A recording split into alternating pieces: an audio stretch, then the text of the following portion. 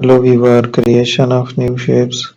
So it's a tutorial about the guide how you can do this and generate a new visuals for you.